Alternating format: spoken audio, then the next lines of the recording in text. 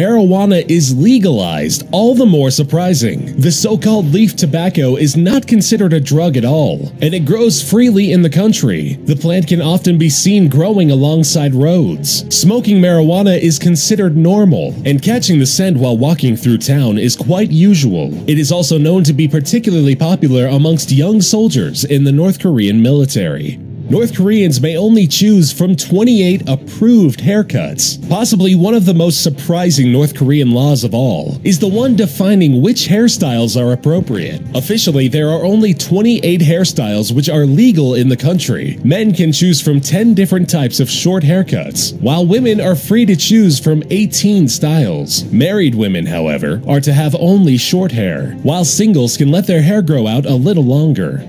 In 2013, North Korea's leader killed his own uncle by throwing him naked into a cage with 120 starving dogs. Kim Jong-un's uncle, Jang Sung-tae, was vice chairman of the National Defense Commission until he was considered a counter-revolutionary. After being proclaimed a traitor, Jang was stripped of all of his posts, expelled from the Workers' Party of Korea, and his image was literally erased. Photos of him being removed from the official media and his presence digitally erased from all photographs with other public officials. Kim Jong-un is known for his brutality, and the fact that the traitor was his family didn't make him reconsider the punishment. Jang and several of his followers were stripped naked and fed alive to previously starved dogs. This brutal execution was watched by hundreds of officials.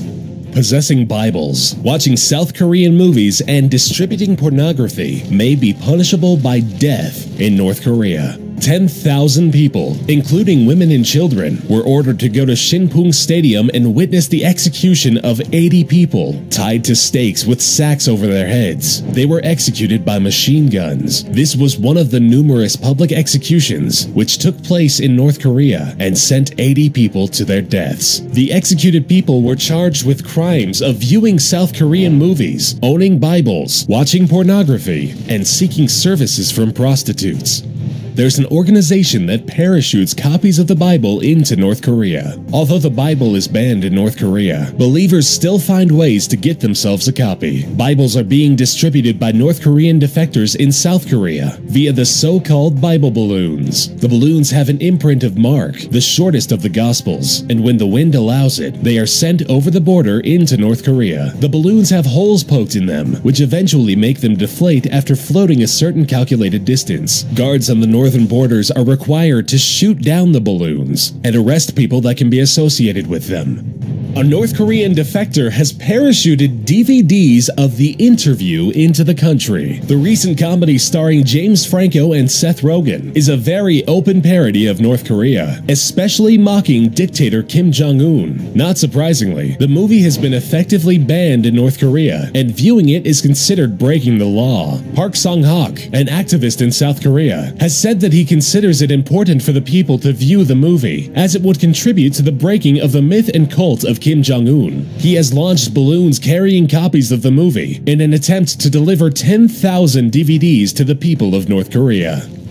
North Korea holds elections every 5 years in which the ballots list only one candidate. Although under a dictatorship, the official name of North Korea is the Democratic People's Republic of Korea. In order to keep up with the illusion the name offers, the country organizes 5-year elections. Unfortunately, the elections offer just one candidate. The position of the leader is hereditary, but official elections are conducted, offering the hereditary leader as the only candidate. Voting is considered mandatory. North Korean prison camps are eerily familiar to the death camps that took place during the Holocaust under Hitler's leadership. The UN's Human Rights Council established an international commission which looks into the truth of North Korea's prison camps. A number of disturbing testimonies from former prisoners have been collected, and all of them assert the idea that the labor camps are death camps, largely resembling the ones established during World War II. In inhumane conditions, prisoners are malnourished and regularly tortured, starved, beaten, and deprived of all medication or basic necessities, such as warm clothing or proper food rations. The prisoners, which are largely brought in on suspicion of being against the regime or being associated with anyone who might be against it, are not expected to survive for too long, and their corpses are disposed of by being eaten by dogs. If one person violates a law or is sent to a prison camp, it affects their whole family. Prison camps are a popular solution for crime in North Korea. The brutality of the camps have made them notorious worldwide and are largely labeled as death camps. The prisoners are overworked and starved. However, what is probably the most particular thing about the North Korean prison camps is how people end up in them. If you commit a political crime or are considered a revolutionary and a traitor, it is not only you who gets punished, but your entire family. 3 entire generations of the criminal's family will be imprisoned, as it is believed that the attitudes and disloyalty are carried down the bloodline.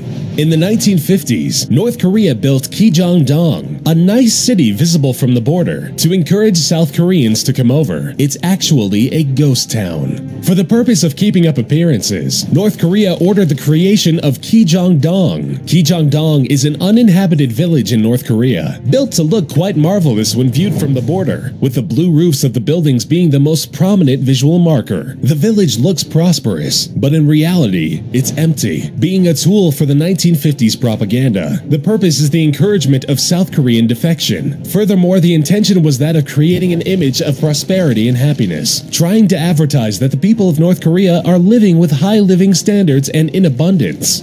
Kim Jong-il's body is preserved in a glass tomb for anyone, including outside tourists, to see. The North Korean